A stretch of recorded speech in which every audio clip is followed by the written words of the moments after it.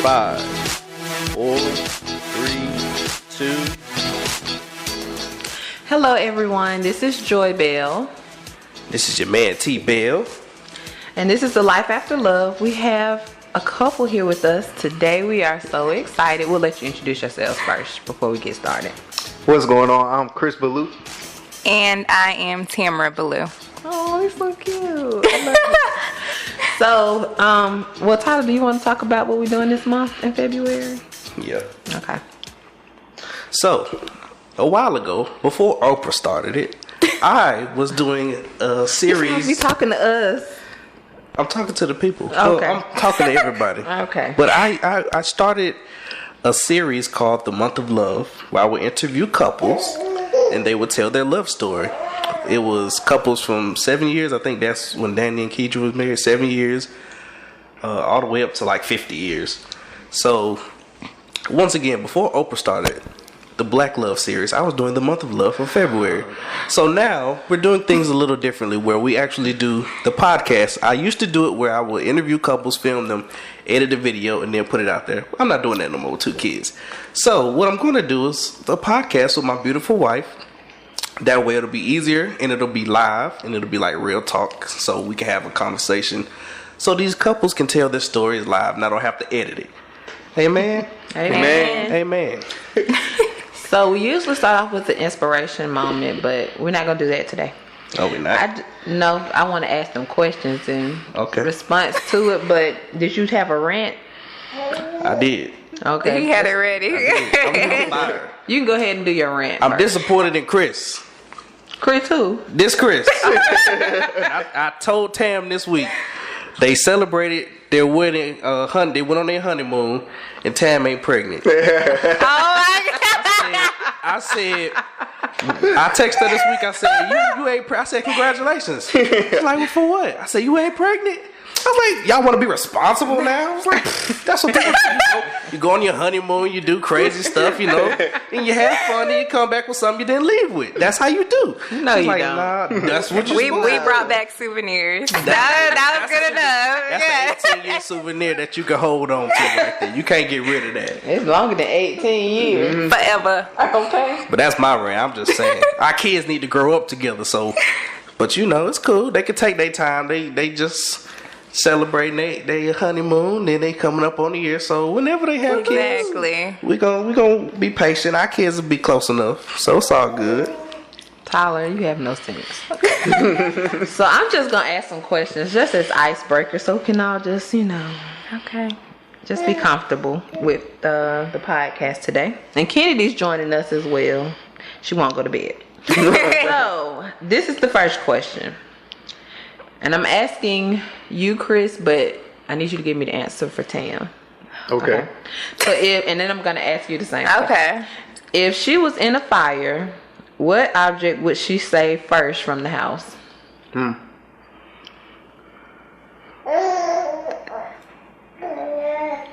She was in the fire. What object would she save first from the house? Her phone. She's not leaving without the phone. She might send me back inside for the phone. I'm just playing. No. So you going with the phone? I'm going with the phone. Tam, is that correct? Yep.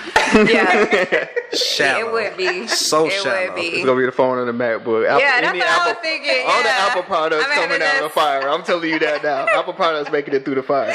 Exactly. Too funny. So Tam, if he was in a fire, what object would he first save from the house? I feel like his would be shallow too. I feel like he would grab his game system. I feel like it would be Hey, it's gotta come. It's gotta come. Nintendo Switch. It's gotta come. Yep. That's money right there. You He gotta just yank it out the wall, probably cords and all, I'm sure. I can replace the cords. I gotta get the Xbox though. I just need the Right. That is too Hard drive. Yeah. Y'all. All that's coming. I'm with you, Chris. I'm with you. Oh my goodness. She got her phone. I got my game system. We can rebuild anywhere from there. Right. That was my next question. Y'all was so funny. I wasn't expecting that. Tam, it says, his game console, his job, his friends. How would he order these in priority? Me, game console, job, and friends? Yeah. Okay. Oh, I thought you said that was. No. Well, okay, it would be me, friends, game console, job. So what would it be for Tam? And let's say we'll replace her phone with the game console. So you're saying Tam, phone, job, or friends? Well, me,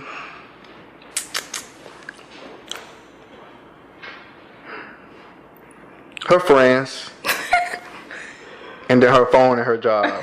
Same order then. Same order. Exactly that order. So then my next question is, who picked the colors for your wedding?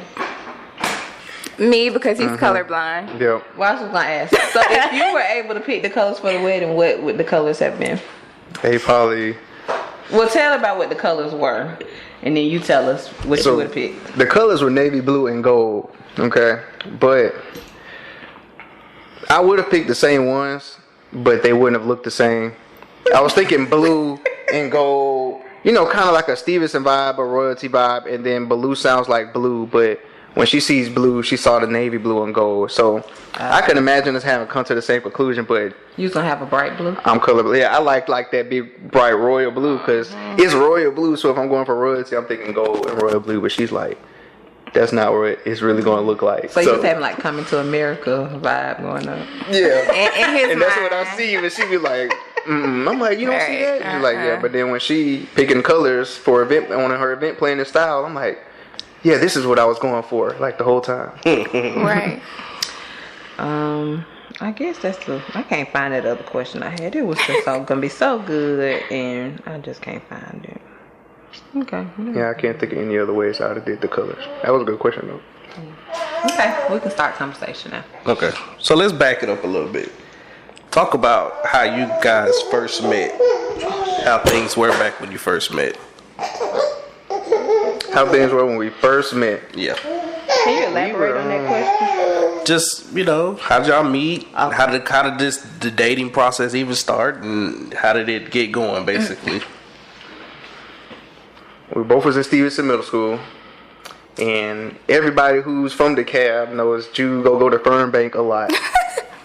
And she had, a friend who wanted to talk to me at Fernbank. So she was like always been for our group of friends. Just the person who is going to give you the advice or push you to go that extra mile. Or so she kind of pushed her friends to try to talk to me. And me and a friend only dated for like 3 months, 2 or 3 months. But because of that, I, made them as like a first group of friends. Mm-hmm. So I just kind of stuck around with them. And, after a while, the friend who she introduced me to wasn't even like an ex. We was just like super 7. Everybody who knows us know that we was just one big group of friends. So we just kind of was friends all the years through our life. But everybody always would tease me because, I don't know why they would say, I follow Tam around. Because we all follow Tam around. But for some reason, when it came to me, it's like, oh, Chris, you follow Tam around. You must love her. Solo the brother out. Right. Solo the brother out. So I had to deal with that for like 10 plus years until I just accepted the fact, like, okay, maybe I do love her. Because no matter who I'm dating, I'm calling her to talk about it. Hey, middle school? You said love? No, it wasn't middle school. After the fast forward. Yeah, I would deny it all the way up until college. Mm-hmm. And so during high school and middle school, we was dating. We was having our own boyfriends and girlfriends. We was calling each other, talking about those relationships. So we wasn't even really thinking, do I love this person? People were saying it, and it was just denial for me. I was like, no. I was like, we was dating our own people and just getting advice from each other or going through that. But it probably didn't turn into that until I got tired of just casually dating people. Right. And I was calling her all the time, and then my friends would just push me because at this point it was a whole nother group of friends who didn't even know Tam in college. Like, you always talking about your best friend from college, like you must love her. And I'm like, if one more person tell me I love Tam, then I'm just gonna have to tell Tam I love her. Did you think you loved her, or you just was like, I might, but that's just the homie? Well, I tell her all the time. From a male perspective, when you got a female friend and she beautiful, she intelligent, you gonna be attracted to her either way. So I might have always seen something in Tam she might have not looked for yet, but I didn't feel like that I was so attracted to her that I wanted to try dating her. But for me, it was always like a possibility. People were saying it, and I'm like, I mean, it's not that I can't see myself with her. It's just I don't think about seeing myself with her. But she was always like someone that I felt like that, especially just the way, I guess, naturally, the way that she was with all of our friends. I would say over those years, I was, really infatuated with her. Because everybody was like always going to her, so that included me. So it was just like, that's why I came to her for advice all the time. And the more she gave me advice, the more she was always maturing ahead of us. It was just like, she was the best girl I knew. So she was better than any girl that I would be dating, going to her about advice or messing up with. And it was just like, she really became just someone I was so infatuated with, and I didn't even really notice it. And she was just that best friend to where I was just like, I didn't know that I was basically in love with her. To the point where, y'all ever seen Hey Arnold? Where Helga built a shrine of Arnold, but she don't know she loved him, but she loved him. I would have basically been ready to build a shrine to Tim at that point, but I was just so obsessed and infatuated with her. I didn't realize I was thinking about her when I went home. It was just like my friend. I couldn't wait to talk to her about a girlfriend I was having problems with, but I didn't realize it was just because I wanted to talk to her. So it kind of just happened like that, and it was so like basic and gradual that when I did finally tell her, and I have to say most of it. I know you guys say your part too. She wants to deny a lot of stuff I say, but by the time I did come to that grip and was like, I love you, she was like, at that square one I was at, she was like, we just friends. I ain't never thought about that. Where's this coming from? And I'm like, I don't know. So you know what's funny about that? When me and Tam started hanging out, maybe like senior year, we would go out, and every time we would go somewhere, my Savannah boy, he ain't acting right. He don't want to act. He don't want to do this. He always like, who is this dude you keep talking about? So I'm listening to your story. I'm like, this is a good guy. What are you talking like? She was always just like, he don't want to act right. I don't want to fool with him no more. I was just like, well, I guess I won't meet this dude. And I'm just like, when she said we get ready to get married, I was like, the dude from Savannah? But I was like, this, now, what I bet you? I was like, this is a wholesome guy. What you talking about? It's just interesting to see how stories come to. I want to hear Tam's version of this story. Right, how stuff come full circle. Because when Tam was talking, I was just like, this dude, I'm on her side. I'm like, this dude ain't no good. No, she need to move on. She don't need to fool with him. I wasn't. Oh, shut up. Yeah, so Tam, let's hear your side of this. Okay. So basically everything is pretty much the same up until college when we started, college. So college, I would always go to Savannah because, of course, Chris and Shara went to Savannah State. Oh, yeah, I forgot. So, yeah, I would be back and forth down to Savannah. And then I know one time I went for, I can't remember if I was before. I know one time I went for, I think, did I go for your birthday or did it just happen to be your birthday weekend? It was like Chris' 21st birthday. Oh yeah, you came for my 21st birthday. Yeah, and his friends threw him a house party. But me and Shara decided we wanted to go downtown. I was so hurt. We weren't even like dating or talking at that point, but he was so upset. He was like, y'all going downtown to go find some other dudes. She didn't know where this was coming from. I was like, he was trying to let you know this. I was like, yeah, basically he was like, you came all the way down to Savannah to find other dudes. But then I think it was that Christmas break when we all were back home, and I know we were at the mall doing like Christmas shopping. Well, it was just me and Chris out at the mall doing Christmas shopping. Y'all was in Atlanta? We were in Atlanta. And he took me to Olive Garden, which was my favorite restaurant at the time. My man. And he was just being real weird and awkward in that moment. I don't think we've ever been back to Olive Garden either. I blew it. The first time I tried to tell her that I loved her. He was just being real awkward, and I'm like, oh my gosh. Give us some of the signs of what he was doing to be awkward. Just like, I don't think he was really talking, and he's more of a talker than me. He wasn't really talking. I feel like he was stuttering. And you ain't pick up on nothing. I did. So I was kind of figuring that's what it was, but I think I was trying to like play out the awkwardness because that just made me awkward. So I would think I was trying to go around like maybe that's not what it is. And she was doing a good job because Yeah. I didn't think she had a clue what was about to happen. I was like, so then he didn't say anything like the whole time we were eating. He didn't say anything at all. And then we got back. I think we drove separately. So he got in the car with me because I wanted to go to the mall to get something. and I was like, whew, I got a little bit more time. I ain't say nothing to dinner. I think we All went the way to Olive inside, Garden, didn't say the nothing. mall, and then we came back out. We were in my car, and he was like, "It's something like." Well, no, I was taking him back to Olive Garden to drop him back off at his car, and he was like, "It's something that I've been wanting to tell you." And I think he was just like, "I love you, and I don't want to be with anyone else." And I was just like, I never really thought of you like that. You ain't tell him that, did you? Yeah. Oh. Said just like that. Friends on deck. I was like, it's not really black or white for me. I was like, it's kind of like a gray area because I didn't know. Like, I hadn't thought of him like that, so I didn't want to give him a straight up no. But after that, okay, Christmas came or whatever, and I still hadn't said anything to him. Like, we used to talk almost every day. I was trying to avoid him. And we went 2 months Yeah, I was trying to avoid him. And then I think he texted me, and I was like, I still don't have an answer. And then I think he hit me up a couple months later and was like, his friends boosted him up, like, you need to get your answer, bruh. It was like, you've been with her this whole time. You need to get your answer. It was like, you've been waiting all this time to tell. Because I was basically mad at them and going off on them. Right. Like, y'all pushed me to tell her, and I got friends. So they boosted him. So he texted me. I can't even remember what you said.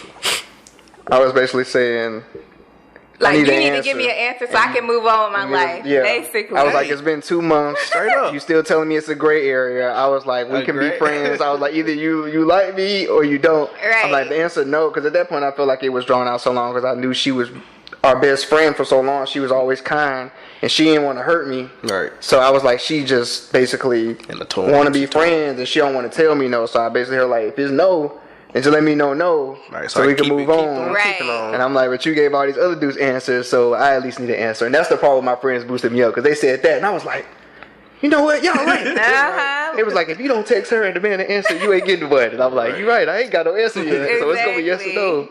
And I think when I did that, but while you was waiting, was you actively still looking, or was it like I'm waiting on Tam to give me an answer so I can know what to do with my? I thought every day I was waiting on. I was giving her more time to think for the answer. So for waiting on a job response. Right. For like a good 4 or 6 weeks, I was like, okay, she just trying to. And my friends would be like, Tam, say anything yet? And I'm like, nah. And I wasn't really. It might have been girls trying to talk to me at the time, but I was just like, okay, nah, I'm kind of waiting to see what. He had all his eggs in one basket. Okay. Right. And then after that, so that was December, and my birthday is beginning of March. He surprised me and came to Athens for my birthday. Just for the record, when I text her that I need an answer, it was like, okay, sorry, but no. I don't remember. I ain't say no straight up now. She still couldn't say no straight up, but she was just like, I'm sorry, I don't have an answer for you, but it's still a gray area. I can't say yes. What did you mean a gray area? I didn't think of him like that. And I think I was more so worried about our, 10 years of friendship being ruined. Along with our group, because we was a circle too of friends. Exactly. So. Making it awkward for everybody in that sense. But he ended up surprising me that March and coming to Athens. And we chilled that weekend. It was me, him, some of my friends. And then I ended up going to Savannah for that St. Patty. That was St. Patrick's Day. I didn't tell you I was coming though. Right. I ended up coming St. Patrick's Day. And then we started dating 2 weeks later. So how did the official thing get put together? Did you ask? You're not gonna remember how, because she like to leave this part out. I almost don't even want to say it because she don't like to admit this part. When I don't know what she you about came to say. to Savannah to surprise me, you could check the records. Every year Savannah State have a home track meet around St. Patrick's Day weekend. My God. I kind of remember her talking about one of these track So meets. she came and Shara brought her to the track meet, and I won my race. That's all I'm gonna say. I won the race, and the next thing I knew, you won the girl. Exactly. I think I won her heart with the race because every time you sure won the tights. I was surprising her too. Right. I was in the track tights, and then I won. And then next thing I know, we all went to a party that night, and at that point we wasn't being awkward anymore because I had been down there to surprise her, and I didn't try to do it on like no. I'm here for an answer. After I didn't get the answer that second time, my friends was like, okay, well, leave it alone. You just need to keep your friendship then, if that's what you go get. So I'm going to just go down there. And we was cool, and then she came to Savannah, and we was just cooling. But then when I won that race, all I know is we was cooling later that night. Rethinking, she saw them tights. We used to do this thing where we take each other's phone, like even when we was friends, like, oh, so who you texting? You texting that girl you said broke your heart? You go keep talking to her? I forgot about And so we'd be taking each other. I'd be like, you still texting that dude? You said you didn't want to be with her no more type. So we was playing with each other's phone, and then I saw she was texting Shar and our friends, and all I saw was, I think I like Chris. You saw you went snooping. I know. We was fighting over her phone. Yeah, the shit was on the floor. I was really just playing with her, like, who you texting over there? And this is the first time she was like, nah. Normally we'll do that for a second, but then I'll let her see what the girl's saying, or she'll let me see what the guy's saying. But this was the first time she was like, you can't have my phone. I'm like, I'm not your dude for real. You go give me the phone. And then when I saw she really didn't want me to see it, and I saw something about my name, I was like, fighting for it. It's like your boy just won the race and the girl. I'm in there. I forgot about that. And once I saw it was like, I think I like Chris. I was like, that's all I needed. I was like, that's not a gray area anymore. So right. I went and told my friends that, and they was like, well, you don't need to let up then. So what changed your mind from this gray area? If you don't stop taking all the questions. I'm just saying. All right, that's my last question. Thank you. What changed that gray area to I like Chris? I think I like Chris. I think it was really just me having time to actually think about seeing him in that way. That's what did it for me. And then us just spending actual time together, I guess, during our like small talking phase. Because we didn't have like that long of a talking phase, I guess you can say, because we known each other for 10 years already. So it was like, I already know. Yeah, like it would be a lot for something to surprise me at that point that I didn't know about him already. So yeah, I think it was just like actually having time, which was like 3 or 4 months to actually think about seeing him in that way. So can I ask now? Are you done? I was just holding. So what was your first official date? We just thought about that. Our first official date, I think it was when I was it was something like real small. Like I went to Savannah for some random weekend. I think we just went out to eat. It was like Applebee's. It was something like real chill. She loved every food place in Savannah. So we was doing like Ruby Tuesdays or Applebee's or something at that point. And I, of course, have my Savannah staples that I have to go to. What's the Savannah staples? So, Seasons of Japan, Carrie Hillard's, what's the Godfather's Pizza. I think those are my 3. You was really going to Savannah. Savannah Sweets. I'm gonna say she gotta get. Because my best friend, our other best friend, she was there too. So I would always stay with her. That's how I kind of transitioned it. Like, well, let me ask you a question. It doesn't really, because you just said that your best friend. So, how?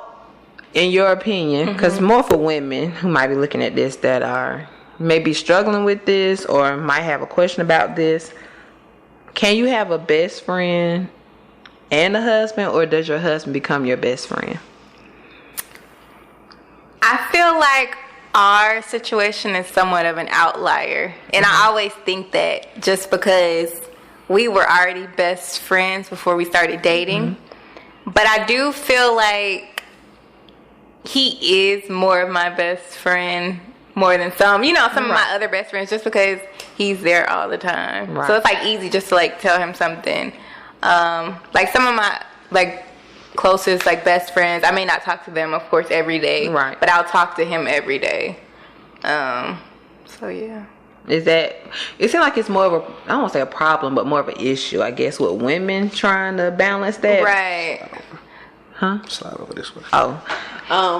More of an issue for women. So I guess, is it really a challenge for guys? Or? I can see that. Because women, I guess you can say women kind of will get more like, they'll take it more personally. Like, oh girl, I ain't heard from you in about 2 weeks. You all over there with your husband.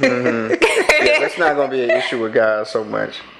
Is it as far as how it affects your other best friendships? Because all my best friends was tired of hearing me talk about Tam all the time. They was like, if you don't get with this woman, so it was like, okay.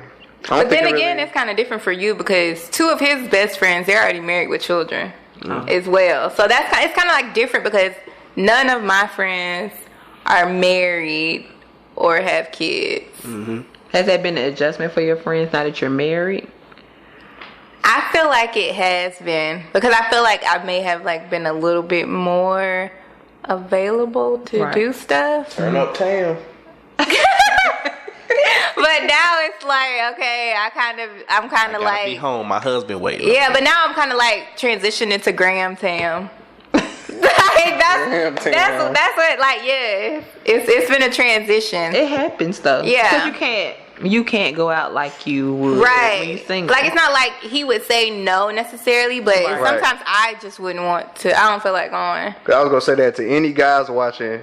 I don't know if that's the thing for relationships where it's like that's just a natural part of maturing because a lot of people will take the blame for that. Right. But I know she always like, well, I can't do this. So they'll be like, well, you not going to do this? And I'll be sitting back like, don't say because you married. I'm like, because you could go out. You could go have fun. Y'all could go wherever. And she'd just be like, no, I don't really feel like it. And then, it's just, I think it's just a natural thing. Yeah. But it is kind of hard for us to explain it because it's just, even when we were younger, I couldn't confide in everyone, like because everyone went to Tam, like I was saying. So for me, I only told her stuff anyway as a best friend.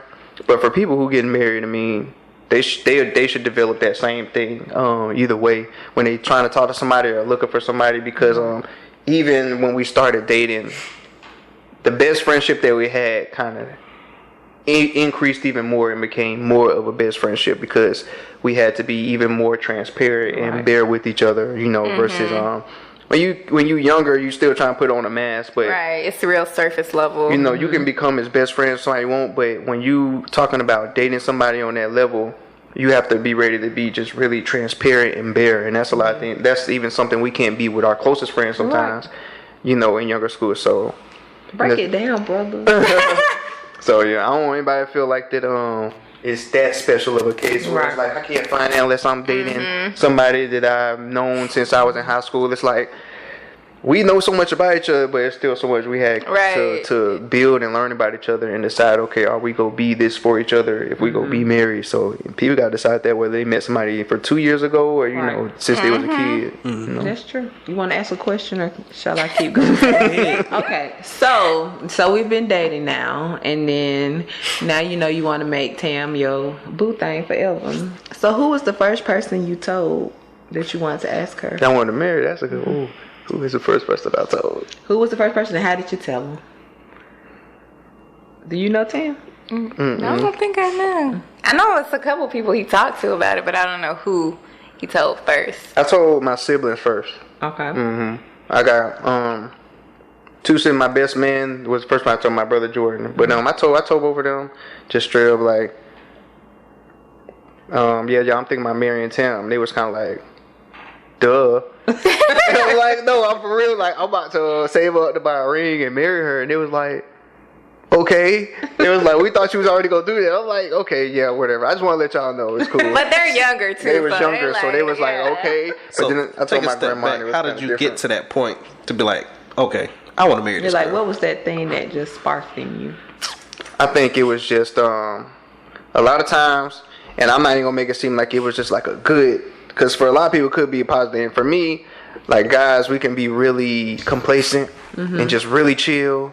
And sometimes it take, women to get us out the house and travel or just get us to try and get up and do something else. We'll get into our routine where we make it work and it's like, it's cool. So I think because we had been friends for 10 years and then we started dating, and we was dating for a good we was dating for 5 years before we got married. Oh, wow. So it was in that 3rd, 4th year where we was kind of just back at home from college and dating. And I think Tam was like just pushing me, but like, okay, so she wasn't talking about getting married though. She was just like, how long you feel like you want to stay in our parents' houses? What you think you want to do when you finish your degrees for working? And I'm just like, okay, what am I trying to do? And then I thought, okay, like I wasn't being a great guy. Just period. So us being friends for so many years didn't make me a good guy. It just, I had a lot of other issues like that. You just want to build yourself and make yourself better as far as being loyal or being disciplined and just being focused on your goals and driven. Because every woman want that in their men. Yeah. So I was trying to build that up, and I felt like it was times where I was building it up and it wasn't happening fast enough. So it was just one of the things I'm like, okay, I want to reassure her that I do want to be with her, even though she know that. So I don't know, it kind of just clicked. I guess the closer I got to graduating, it clicked. And I was just like, okay, that'll be a great next step for us, and that's something I want to do anyway. And then I think it was just her pushing me to do so many other things that made, and I just started to click and get in the gear. Like, okay, I can finish my degree, I can get a job, we can move in together and get out of our parents' house. So I was just like, so why can't I put a ring on her finger? And you know, it's always just been her motivation, even as kids, that make me be like, okay, let me take this next step, or else I probably just would have been sitting there complacent. So that kind of helped me to click and switch, seeing like us go through so many years of dating and seeing what I was doing and weighing the good with the bad and thinking, okay, like, how can you just make things, take the good that you did and try to build on that? And it was always her trying to push me to just be better in that way. So after you got the ring and you picked when you were gonna do it and everything, what was the feeling when you actually was like, okay, I'm about to like, when y'all were together, you're like, okay, I'm about to ask her right now. I'm pretty sure she had the telltale signs after Olive Garden. I was just about to sure. say, I think it was even worse than Olive Garden. Oh my goodness! Because we got into it on the way. We was arguing this Yes. time. It was worse than trying to tell her I love her at Olive Garden. And I had this whole, and it was only worse because I had this whole plan, but it's like nothing was going according to my plan. And if you looking to be with that person, guys, just stick with what you want to do. God will make it happen. Because you'll be thinking you got this plan set out, and nothing may go according to plan, and you thinking everything in your control. But if it's meant to happen, it's going to happen. Because I had invited our friends. They was trying to have us park a certain place downtown. I had got this horse carriage ride. You flew Shara from New Jersey. I flew Shara from New Jersey, and we was just go. I don't think we was gonna get on the Ferris wheel, but the horse carriage rides at the Ferris wheel by Satellite Park. But and we got on there, and them horse carriage rides was not what we thought it was gonna be. You know, and that was my dream. Like I was like, oh, she always wanted to do horse that. carriage Just ride trying around the city. It smelled like straight poop. I was like, it wasn't like on no prairie or this is nothing. nice. You clacking through the streets of Atlanta, so it wasn't as like romantic as you think because it's just potholes. So it's all the same, just on a horse. They trying to turn with cars, and it's like, come on. And then they're like pooping and they catching bags of poop. It's a little different riding one. So she's sitting there like on one side of the carriage, like, I'm over here like, I thought it was gonna be so much better. I thought I had this all figured out. My plan ain't I wish nothing. I would have thought this through, boy. And she ain't thinking it's a plan. She like, this guy can't never get no date night right. Like, he can't just get the date night right. It's supposed to be a simple date night. And I'm thinking, this is what she thinking, and my plan not going well. But nothing went according to plan. But it felt still so real to me because I was sitting there like, I don't care what happened though. I'm giving her this ring because I had to save her ring. Got to prove people that I'm going to propose to you no matter how we feeling. So I don't know at what point we really switched because we was at a point we wasn't trying to speak to each other. And I think we wasn't speaking to each other. We got off the carriage and I was just like, we just go walk into the park and I'm gonna be like, you want to get married tonight? Right, because we was both done. I knew it was nothing. It was such a night. It was nothing I could. And then I didn't know it was gonna be a Hawks game. So driving downtown, I thought it was gonna be smooth. Oh yeah, it was traffic. I got this parking pass because I work at the Congress Center. We supposed to park at the Red Deck and walk to the park, but it was one of them nights if they have a game night, you can't park there. So it was a lot of stuff like that. You couldn't find nowhere to park downtown at that point. And I had to pay to park and then the horse carriage ride. And it was just like, she was kind of like, I think originally I was like, we still going out tonight. And she had a day at work. She was like, I'm not trying to go anywhere. You like, hold up now. Don't I was like, no, we going out tonight. We going out to eat at P.F. Chang's. Then we going to the park. They have a horse carriage ride. I'm not going out to eat. I'm not going nowhere. I'm like, we won't go nowhere else. We going to the park. All right. I wanted to be I like, think that's where my you already had the money attitude spent. started. the attitude started. I was like, the money He had spent. already flew Shara. People, I've been texting in a group of 10 people like, meet us at the park at this time. And they like, let's meet you. They each showed up with a blue rose and stuff, so I had to pay for that to do all of that. And they was ready to show up. And she got home like, traffic was terrible. It's Friday. I'm good. I don't feel like going anywhere. And I'm like, no, we gotta go out. And we was arguing because she was so confused. She was like, you're never pressed to go out. She was like, why do you want to go out so bad tonight? I was mad she couldn't even see the signs. I was like, I just want to go out to eat. I just want to take you out to eat. Is that so bad? Any other time, your man don't want Right. That's how it was. But now I want to do something for you. You ain't gonna appreciate it. And I'm like, what's the problem? I don't feel that she gave me a whole list. I don't feel like getting dressed. This happened at work. I don't feel like going nowhere. I'm like, you don't got to get dressed. Put sweatpants on and we go to I already have a mad black woman. So she was an angry black woman at this. So that kind of already started it. And then we was the rest of the way. I was like, God. That's how you know. That's how you know you was in love, because he's like, you gonna cut a food, but I'm gonna still propose to you.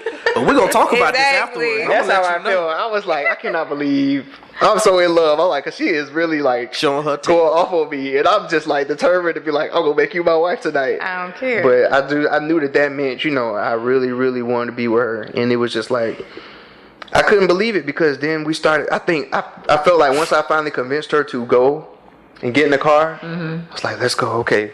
Everyone's ready. We'll go out to eat. We're going to go downtown. We go ride the horses. She always wanted to do the carriage. Just go get good now.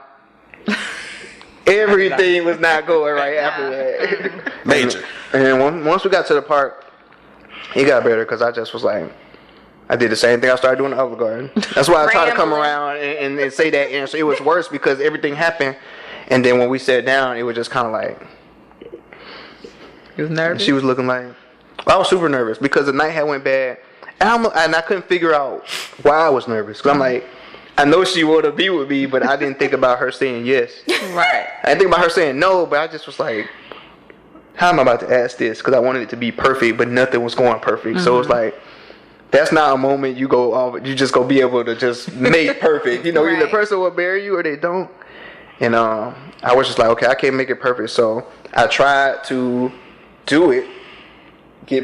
She really particular, so I tried to do it, and I was like, okay. She was just really quiet. She's looking like, what is he doing? And then I heard Tim, so you know, I just want to tell you all this. Started rambling like I did at Olive Garden, and then I started reaching in my pocket, and she looking at me like I'm about to reach for a gun, but she knew I was reaching for it. That's why she was looking like, what are you doing?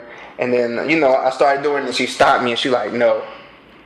She's like, not right here. Oh. Not in front of all these people in the park. I don't like attention. I was like right here, and I was like about to fire her. I'm like, damn. No. I got all this planned, right. And I'm still trying to go down, and she's like, because that would sound like a no. I did not like. She was like, if you get down on your knee, everybody over here is gonna turn around and start. I'm like, I said, Tim, you can't stop me from getting down on my knee right now. I'm trying to propose to you. Right.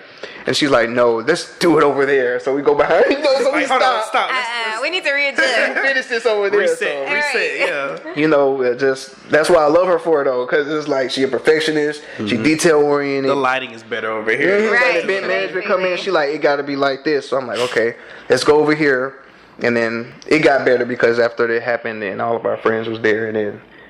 You know, just the yes and me proposing is what was the best part of the night at that point. And I think we forgot about most of that stuff that was happening. But it actually was a lot worse than Olive Garden. Right.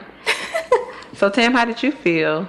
I mean, we know you got frustrated. Right. But after he finally got it out and asked you, how did it feel? How did it feel? Yeah, I realized it was just a lot because I wasn't expecting like, okay, all of our friends to be there for him to have gotten everyone. I definitely wasn't expecting him to have flown my best friend from New Jersey because I didn't even know she was here. So yeah, I was just like overwhelmed with emotion. Yeah, it was awesome though. Oh wow. So what? I want to hold on. How does this work? Chris, hold on. I'm gonna move. Let's go over there. And let's try it then. Because I don't like people. I don't like attention like that. I can cry over there. Right here. I don't like attention like that. I didn't want people like staring, looking. I was just like, no. I like to be low key. I don't like the extra. So no. That was it. She was not having it. Right. I was like, well, if I want her to say yes, we do this where you want to do it. Let's go over there. I was gonna say, let's talk about this another time, because you know that mean no. When she said, let's go over there, I said, okay then, let's finish this out. Let's go. It's so far so good. I'm still in the game. Exactly. So Tam, I'm trying to get Tam to talk because she's so quiet over there. what would you describe your wedding day? Like, how would you describe your wedding day? Our wedding day, I feel like, it's so many words. Good word. It was fun. It was madness at the same time. I feel like it was just everything that we wanted it to be and more. It was just a blur. Like, we wish we had more, like, time at the wedding to enjoy everyone else. But yeah, we love seeing all of our family, friends come together. Because that was like one of the only times I feel like we had everyone from like both of our sides together. So yeah. What was the most memorable moment of the wedding? The most memorable moment. Be real. I'm trying to think. What was the most memorable moment? Oh my gosh. I feel like it was so many. I know you ain't gonna do famous Amos like that. What? Oh, father-daughter dance? That's what I thought it would be. Yeah. That was good. So it was a lot. Don't get me wrong, our first dance was great. Yeah, I like the vows and I like the father-daughter dance. What else? Oh, I like the toast too. Hearing Right, like what our best friends, well, our maids of honor and our best man had to say about us, and even our parents. I feel like our parents' toasts were good too. Yep. So yeah. What was your first, Chris? What was your first impression or first thought when you saw Tam first come in? Because that was your first time seeing her with the dress on and everything. Yeah. Okay, so what did you, when you saw her bust through that door, what were your thoughts? Which I was nervous for at first. I was like, no, I need a minute. That's what I told our wedding. Yeah, that's what I told our wedding coordinator. I was like, no, because it was a delay. It was a delay in, I think, the Flower Girls. She's like, you ready? No, I'm not ready. It was a delay. I didn't even really notice it, but it kind of was. It was a waiting delay. for a second, but Bring the mic closer. stuff was moving so fast, I didn't even realize how much of a delay it was. And when that happened, I couldn't believe it was happening. No. That's all it was. I saw her. She had finally told me yes to date. We had started dating. We had went through proposals, been engaged, planned the wedding together, all set the through planning. all of that together. But I didn't realize how unreal it was until that day. And I was looking at her, and she was my bride, and I was just like I'm about to marry Tam. Everyone used to laugh at me for liking her and tell me I love her, and I denied it. And then it was kind of like one of those things like, you know, you like her, you crushing on her, but Tam will never kind of like you, Chris. You need to kind of like, it's funny. But then I'm thinking, there's no way that I'm about to marry her. So Right. I was in disbelief. Yeah, it was surreal for it to finally have came to be, because I think we were planning for like 2 years, Yeah. a year and a half. It was like, a long time. Yeah. What would, okay, I'm gonna let you ask Go ahead. next because I keep asking questions now. What advice would you give a young couple that's dating? Well, it's a 2-part question. So what advice would you give a young couple that's dating now that's working towards marriage?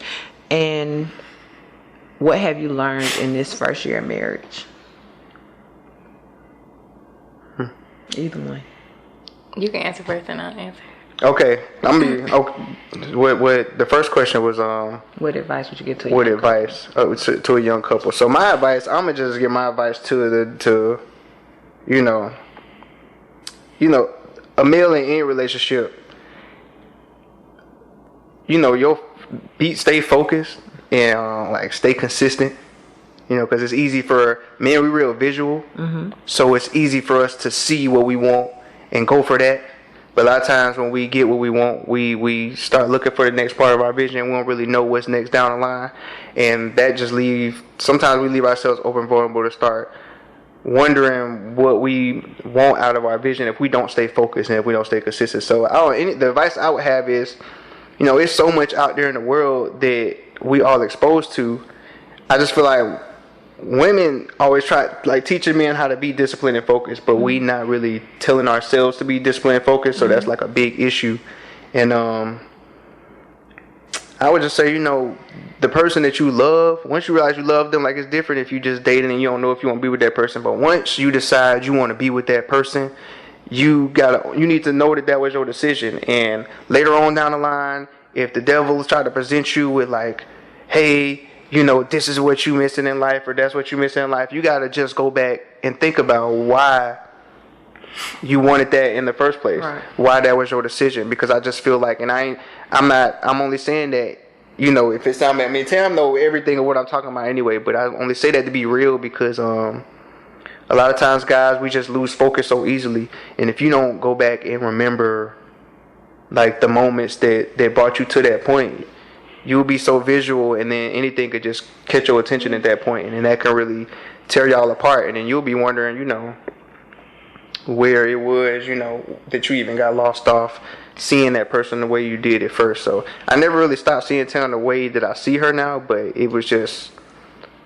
times where you know, just you lose focus, and when you're not focused, I don't know what I'm trying to say. When you're not focused, it's not, and men are being just mostly visual. Mm-hmm. You know, you got to stay focused on what you want to visualize. Mm-hmm. And the second that you don't, and you thinking, okay, I'm doing all good, you know, that's just your pride talking. You get distracted so easily. So my advice, just in that simple way, would just stay focused and stay consistent. That's the part I was really trying to describe, because we'll start out a certain way, and if you don't stay consistent, women pick up on that so easily. Oh, yeah. And it's just like you're not doing the things you were when you first. But sometimes the focus could be because we being visual and there's other stuff out to see in the world. And a lot of times it could be because you blocked out everything else it is to see. Mm-hmm. And you only focusing on that person, but you so complacent with having that person that you just like, I'm good, you know, I got the person. But women want to see consistency from as hard as you was going to get them out to Olive Garden and get them on a date and all of that.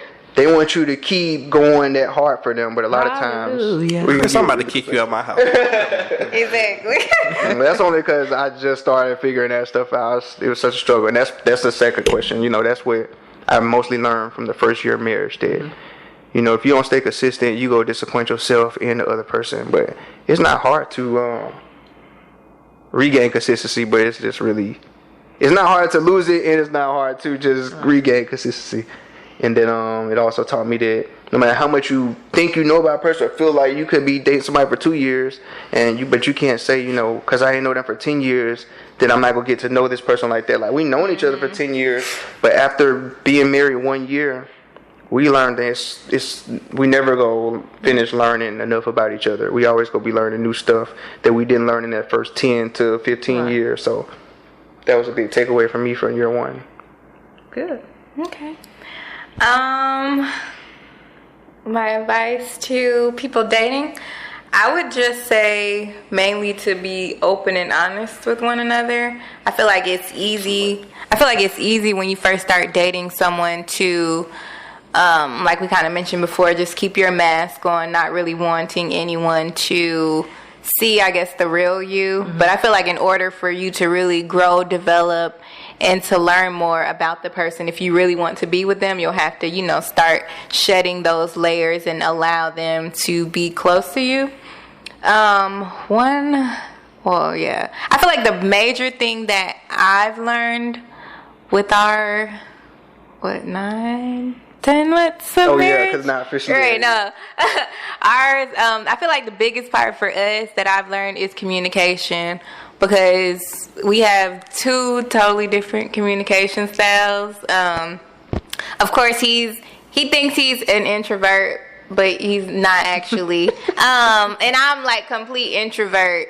So I feel like with him, it's like, okay, yeah, I want to talk about this right now. And I'm like, I need to sit and I need to be in myself like for a minute. So I feel like that was like our biggest challenge, communication this first year of marriage. We're still learning it, but we've definitely gotten better because now we can somewhat adjust more. He's like, okay, well, clearly she needs a minute. So let me not just attack her when I'm ready to talk, because I know she's probably not ready to talk.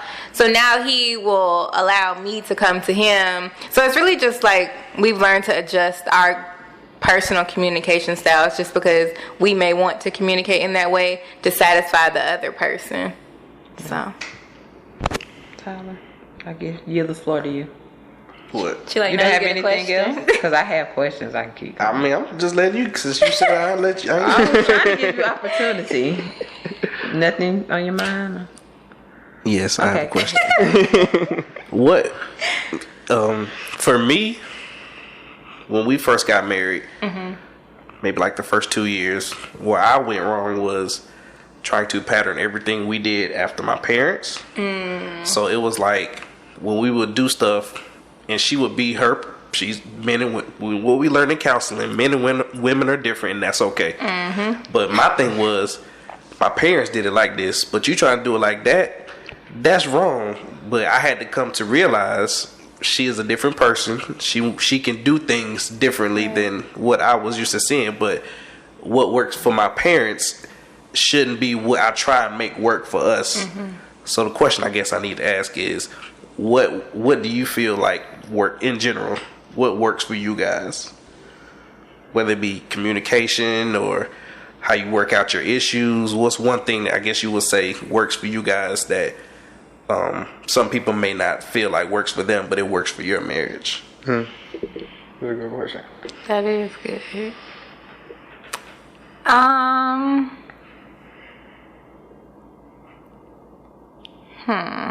can say that exactly one thing you said, you know, not trying to mimic what your parents did. That's just one thing right there that works for us, and may not work for everybody, because some people may have similar parenting styles, so they might have to learn a lot from what their parents did. So others, you just gotta assess your own situation in the person. Because for me, it was like my parents were great parents and had a good relationship, but they were having a relationship in a whole different generation in time. So what worked for them couldn't work for us. And so just one example of that, like my dad might look at stuff I do and be like, you know, that ain't how a man's gonna do it. Right. But we live in a time where true masculinity is kind of like in that submissiveness. Not saying that like you, in a way, you gotta submit to your wife because you want your wife to submit to you, and two people have to submit to each other. He about to show me Tristan door. Right. I'm just being rude. This is not stuff. I ain't going to bed tonight. I about to throw some ties and all. This is not the stuff that I master. It's just the stuff that when I do stuff like my dad, I just look at it and I'm like, I didn't get the results I thought I was going to get out of that, because you're not going to see your mom reaction to that, right, because that was your parents. We live in a different time, a whole other generation of women. So let me stop you right there. This is, I guess it's not technically a marriage question, but I struggle with this. But can you say that trying to pattern yourself after your dad can kind of stunt or hinder your growth as a man to be who God has called you to be, because you're so busy trying to copy the blueprint that your dad worked for your dad in whatever time he grew up in? Pretty much, because my dad he gave me that blueprint so that I could be successful in a man in every way. So I like taking everything I can take from him, but at the same time, you know, it was no way he could perfectly prepare me for 2020. So, you know, I know that if he have a say, he's like, okay, well, do it your way. But the whole time growing up, he's like, this is how you do it. I'm following his track. So I would say that, you know, in every way, it helped me become the man I am, but it did stunt the man that I wanted to be for Tam, because he was teaching me how to be the man that he was for his wife. And it's great, because it made me a man in a lot of ways, and made me everything I was that built us up to who I was before then. But when you meet people and it's like, well, you don't need to change, it's like you gonna have to change for that person, because that's a new person life. So that's kind of, it did stunt it at that point. Like, I'm glad that everything my dad was teaching me kind of brought me to the point of the man I was. You had a good foundation. That good foundation that got her to say, okay, yeah, I do like you, because that was everything that came from my dad. But once I got in the relationship, I had to just take on a whole new, you know, what man is she kind of looking for, which is tough to say, because you don't want people to think that they about to just get their dream figure of what they want, but that's not what she looked for either in me. You know, she take a lot of you know, something she might have thought she was gonna get out of her dream guy, she might not get out of me, but we just make adjustments like that. So it's just, you know, I had to make adjustments because that did stun it a little bit. My dad was real, you know, this is what women may supposed to be doing, or how I'm gonna get your respect is I'm a yell, I'm gonna be assertive, I'm gonna be really aggressive. So like she said, with our communication, when we when we communicated, I couldn't be yelling like my dad get to yelling when he might get mad. I'm just not gonna talk to you. She totally different woman in a different time. Back and that's not and I would it would stop my growth because it would make me upset that I would do that. So I would look at my dad like, why was he the type of guy who did that? But I wasn't understanding that they grew up in that time. That's what my mom wanted to see out of a man because that's what she saw out of her dad. So if they didn't have a man who was being assertive like that, then they couldn't make it work. Right. But in this generation, women and men make it work a little differently. So we have a whole different formula. So it played a big part in our communication. And I'm like, now if you want to be submissive to you, you got to be totally different than the men who grew up teaching you what submissiveness was type thing. So it'll stunt you if you don't try to look at it from a 2020 vision. Right. Hot. Takes a laugh. I gave you a lot of time to think about that though, so your turn. I feel like something that works for us that may not work for other people is actually sharing, I guess, of the workload. Because I know, or like the grind. Because I know a lot of, I'm just like by nature independent. Mm-hmm. So I feel like it's kind of like been a struggle for me to just allow him to do. Because I feel like, no, I need to be pulling too. So I feel like that's like something like I know a lot of like people in this generation think that, okay, no, like you need to just all do for me and I'm just gonna sit back. Yeah, she not like that, right? So I feel like that's something that some people look at like, oh, but I mean it worked for us. So that's good. So of course it's February, so we're going to be celebrating love. Well, it's not February now, but it will be by the time this airs. Right, tomorrow. So, exactly. Oh, yeah. Black History Month, yeah. Can you give each other 3 words of how you feel about that person? Well, no, to describe that person. That's what I want. So 3 words to describe her, 3 words to describe him. Okay. And let's pick one word to expound on from each one. Driven, perfectionist, selfless, like in a lot of ways. That was gonna be my last one. So I say driven. No, yeah, you could keep it. Driven, selfless, and perfectionist. Mm-hmm. Expound on selfless for her. For her, selfless would mean like.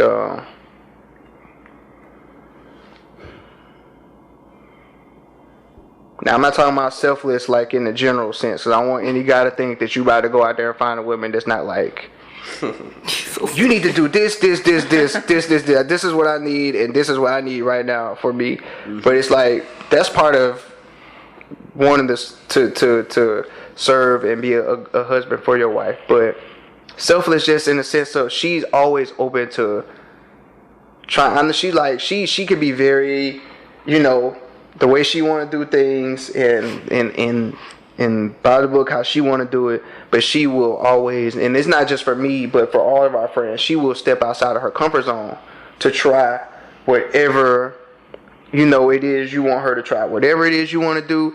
And I didn't really know that until we got married. Mm-hmm. Because as we was friends, she was turn up town, and she was down for everything, any movement, anything you want to do. Right. And then when we started getting married, and like that's why I said when we would go out, when she be like, I can't do this because I'm married, and the friends is like, don't say, well, I can't do it, I just don't feel like doing this, and her friends like, Tim, get married, and I'm like, don't say it because you're married, because we together in the house. And I'm like, right. Turn up town where you at, because that's who I grew up with.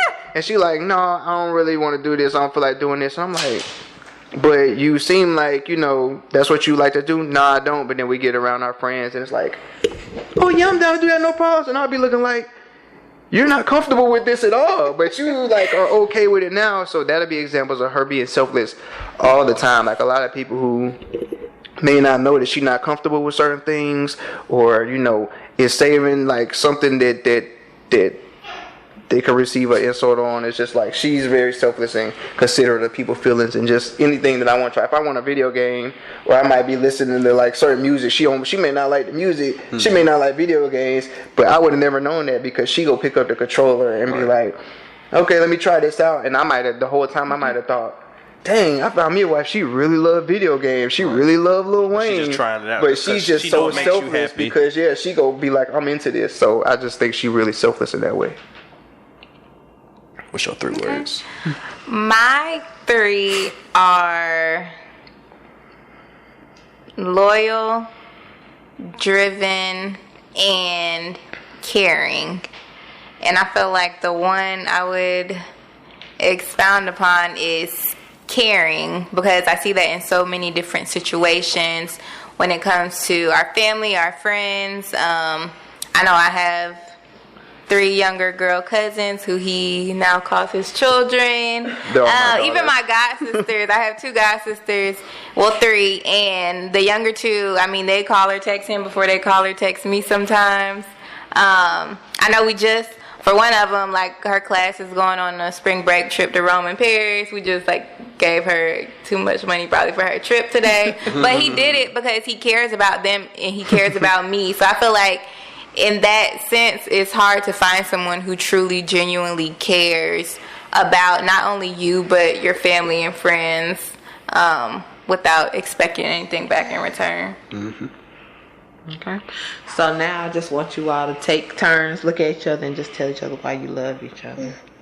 I feel like we're in marriage counseling. It could be therapy. We did that It could be a form of marriage. Yeah, it could be therapy. If you're a couple, you need to get on this podcast with them. It's good marriage therapy counseling. for somebody else. They might have had these questions or been through similar experiences. You know? Because Chris been gut checking me all night. He been dropping gems. He been hitting me below the belt all night. Just say anything I love about you.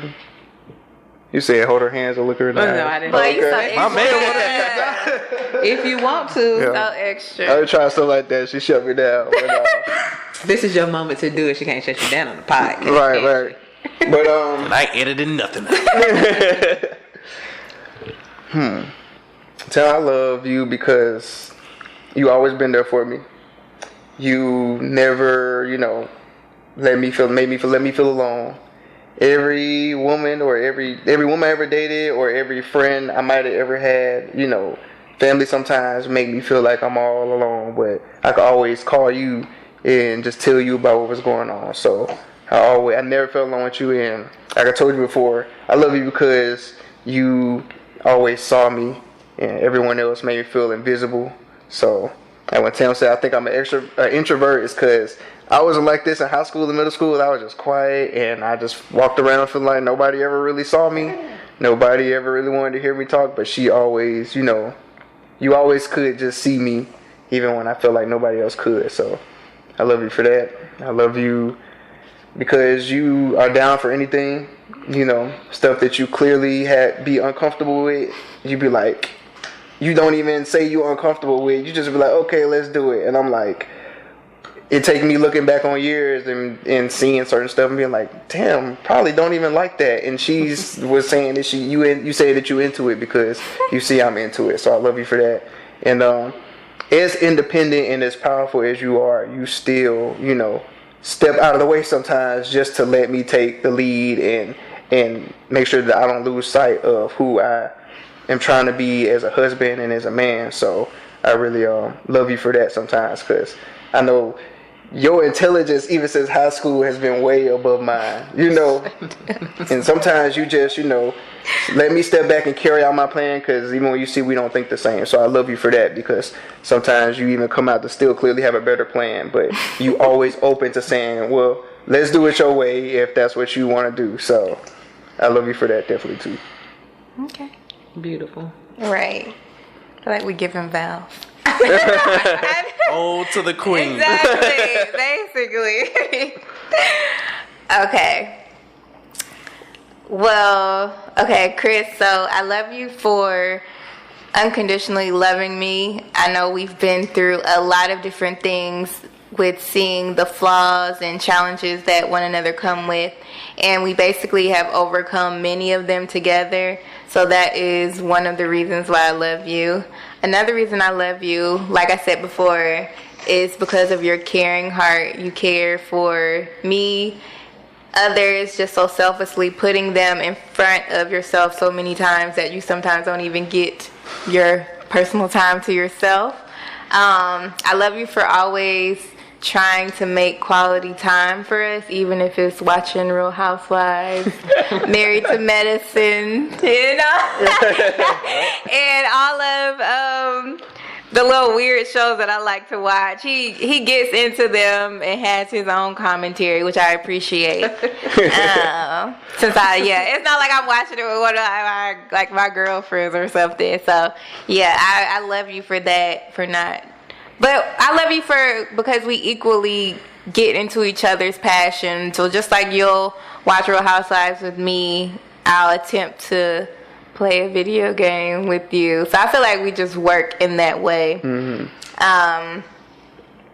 I love you for always taking the time to do things for me, even though I may tell you no, don't do that. But you always make time to do stuff for me, and like you said, even though I try to be independent sometimes, thanks for being patient with me. Even this week, I know we were like texting about you doing something for me, and then I just learned to just say, okay, you can do it. So thanks for being patient throughout all of our ups and downs thus far. So that's one of the reasons I love you as well. I got my front seat at the wedding, so make it. So, in a new modern day relationships, I guess in our generation, we kind of look at marriage. I got two questions actually, and I'm done. And then I guess if you want to ask yours. Oh, no. Our generation looks at marriage like, why would I get married? I'm good dating or whatever. I can have a baby, have a family, and I'm good. Why should someone in our generation on down try marriage, in your opinions?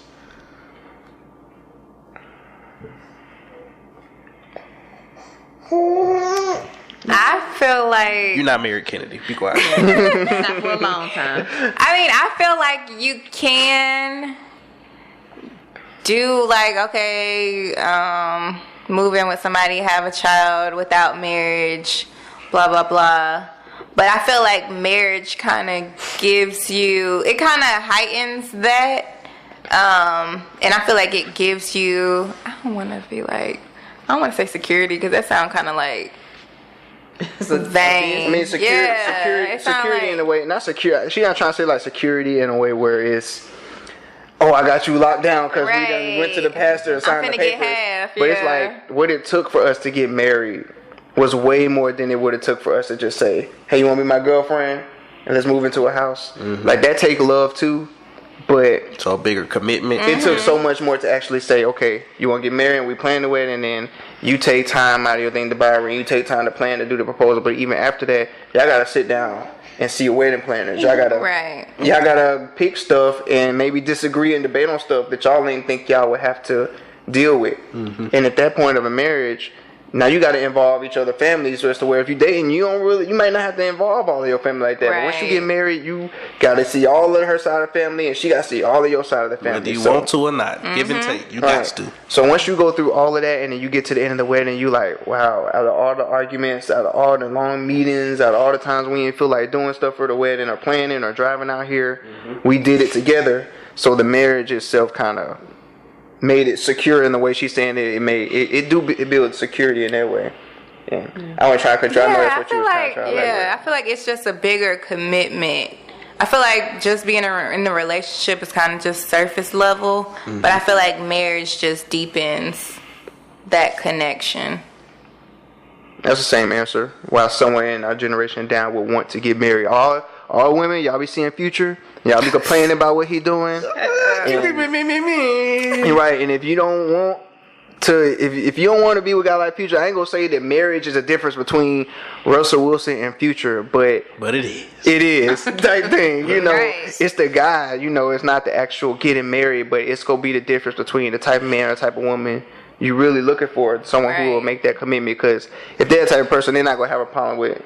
It's really not a problem getting married. It's just that's one of the main reasons why it's gonna build you up is your relationship, and it just make it more secure in that way to where Right. you can't just get mad and leave the person. Right. It's easier to just, I guess, be in a relationship in that way because you can just cut ties. Like, all right, I'm gone. We don't really have right. Moving on. So that's why they should want to. I know it seems different in our generation because it's more glorified to just be having fun and partying. But we all really looking for love. We not really looking for that other stuff we think we looking for. And I knew that was coming. I knew something was gonna be like that coming in the background. Yeah, shut up. But we all looking for the same thing. So if you really want to find that, then you have to really put yourselves through different tests like marriage. You know, you can't just find that and say, well, I'm not going to go through putting nobody through this process, or I don't feel like doing it in this way, because you might find it, but then it'd be hard to really test it in certain ways.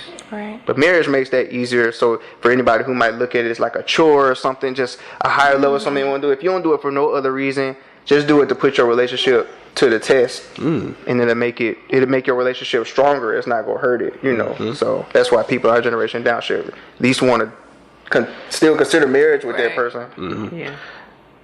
You had a question? No. All right, this is my last question. I think it was Tam that said something about sharing the workload. So how has, well, let me ask both, I'm gonna give both of y'all a definition. What does submission mean to you, and how has that played a part in y'all marriage, or how have you made it work in your marriage? Because a lot of people just think, I don't want to submit to no man, this ain't gonna be in control, blah blah blah. But it's like you said, 2020, we in a different time, so things work differently. The man can lead, the woman can lead, but you know, everybody got their own definition. So I just want to hear from y'all version. I feel like submission for me was definitely is definitely a challenge, right? Just based on me being, I was just like a daddy's girl. So he kind of like raised me like, he ain't raised her to be like, be submissive to your husband. Right. Girl. He kind of raised me like, I don't think you can teach that really. Because he kind of raised me like, all right, like go ahead, handle your business, step up, do what you gotta do. Sometimes a wife might teach their daughter, you gotta do this for your husband. Right. She was, her dad really did a lot for her in the way where he was. But that benefits you too, because you got a girl that's driven. So really driven and independent in that way. So I feel like for that's what's made it so hard of a challenge. Just me being raised as that independent person. But submission for me is, I feel like not just doing everything that the other person says, but I guess listening and acknowledging what they're saying and accommodating them the best way that you can. I feel like that's submission to me. Not just yes sir, no sir, but because I couldn't. But I think we paint a picture that is like that. Like, like he says complete this, control. we're gonna go with it, right. And I don't want people to think that's what it is. And that may work for some people. It's a form of submission, but if you want that pure love submission of just wanting to serve that person because you love them, you automatically, both people go take a step back and say, I'm not the lead type thing. Right. Or even lead in different areas, or like, okay, well, he may take the lead on this, but I'm going to take the lead on that. It's just, I feel like it's just mutual. And if y'all can do that in every different area, then that's being submissive to each other. And that means that at each point, everyone in the marriage got to submit at some point for some reason, in a different way, not just in that general way of I'm gonna say yes ma'am, I'm gonna say no sir, and I'm gonna just agree to everything they say. Right. But it's go along to get along. Right. It's more of a in your core type of consideration that you just gonna have for that person. Like, even though she was raised, and it's more so her example than my example, like really quick, but like she was raised mostly with her character and her values and her morals by her dad, really keeping her close. But even though that's really, and I always knew that about her, and when I got married it came out even more, but even though she adores her dad and she like really idolizes him, and just as she take a step and being submissive, even though I know it's not easy for her, by taking a step back sometimes and being like, okay, you my husband now, so leave and cleave. I'm a consider you, in what you're saying, your decision makers, and for over what my dad might have told me that this should be like this, or a lot of times me and her dad go agree on a lot of things, but if it's ever something, she never made me feel like that. She gonna choose her dad or me, even though I know she adores this man and he was the man who loved her before me. but she always take a step back and be She respects you. submissive and say, I'm gonna respect you as the man in my life, you know. So I think that's more what submission look like, and it's because she want to do it. She considering how I feel as a husband and as a man versus just being like, I'm gonna say yes or no, sir, because you're the man and that's what you want to hear. Like Right. she doing it for my heart, not just like my ears type thing. And from a husband perspective, being submissive is just like, if we as husbands go say that we under God and God, you know, came to serve and He want us to serve, when He telling, you know, He want us in our marriages to be submissive in the same way and just to serve each other. But men, a lot of times, we don't even consider what submissiveness looks like because we ain't supposed to be submissive or submitting. But you can be manly and masculine and be submissive, because for a man that looks like you go take this workload and you go put it on your shoulders, and your wife might not let you do that, but and that's cool. Let her take some up. But you as a man don't need to be thinking, you know, these are the things I'm gonna put as my workload. The bills, the heavy boxes. We trying to take everything. No, Right. like End up with high blood pressure. if you a man and you serving, then you not gonna put it on your wife to be like, you're not washing dishes, you're not cooking, you're not cleaning.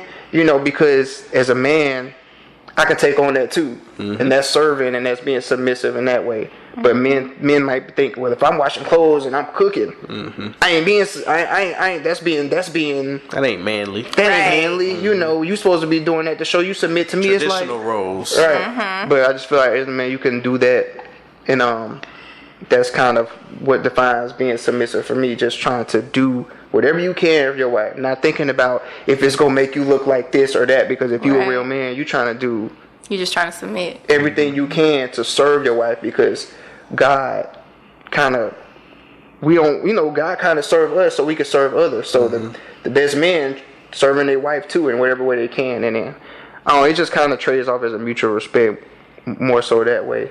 And you know, I get more submissiveness out of her trying to be submissive to her and trying to do for her versus trying to just be assertive and telling her to be submissive to me. But I had to kind of explain it like that. I know I said that was going to be short, but I feel like if you just say men serve your wife to be submissive, it's going to be like, What? That's weak. that's nothing that we supposed to be doing. But it's like true submission looks like you not being weak but being a servant in general. And then that don't mean serve everyone else in the world and not serve your wife, because serving your wife don't sound like a manly thing to do. You know, that's the most manly thing you can do, is know that serving your wife not go demasculate you. Right. So Y'all don't hear minister over here.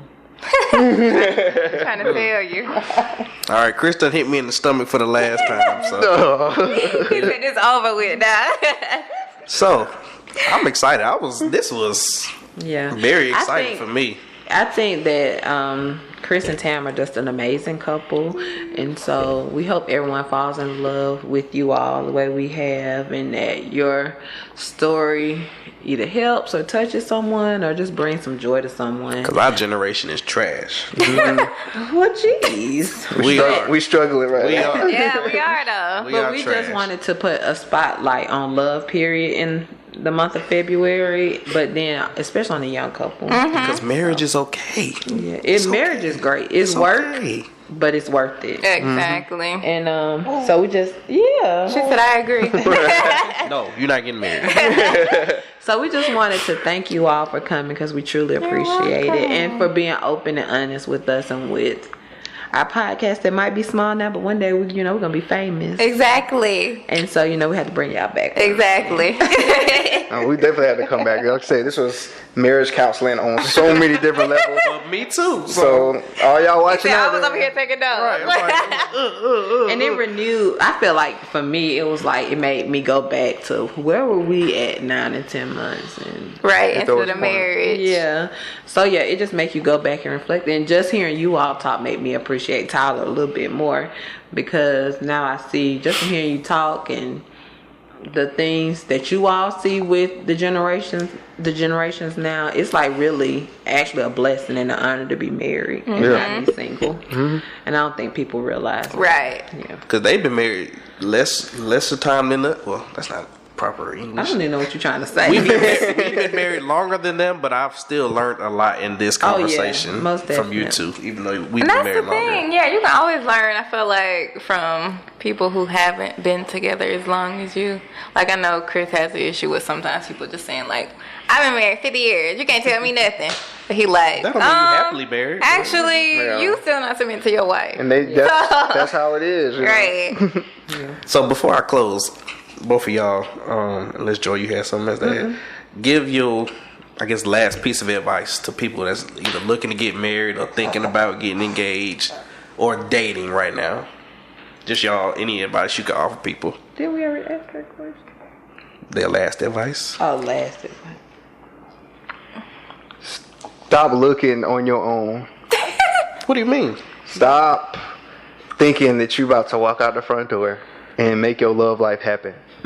You can only make your job happen, your education happen. Mm-hmm. You know, you can't get ready for the day and say, I'm gonna go run into the grocery store, I'm gonna go out to this bar, I'm gonna go out to this park, I'm gonna find somebody.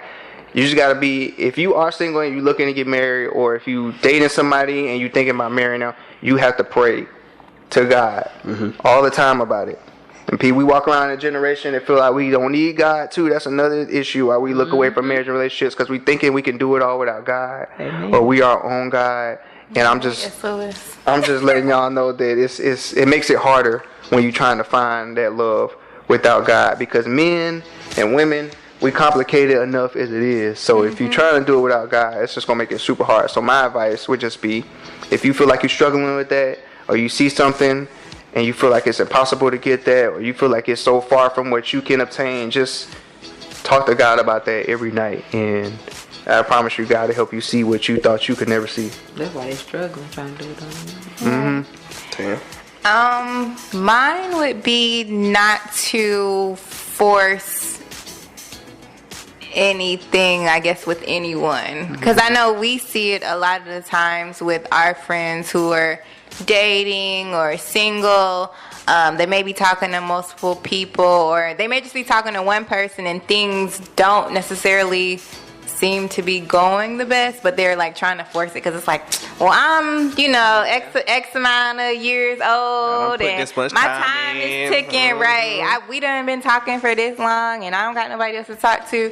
It's like you don't necessarily have to settle for someone, because of course someone will find you eventually. So I wouldn't say, definitely don't force it. Don't force anything with anyone, or don't waste your time with anyone either. Good. Yeah.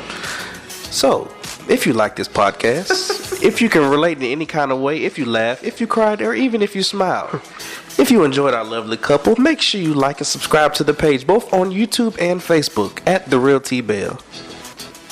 Good. Listen to the podcast on Spotify and Apple Music. yeah. And it's on YouTube and it's on Facebook to watch the video. And share the video. Okay? So, until next time, this has been your man T Bell. This is Joy Bell.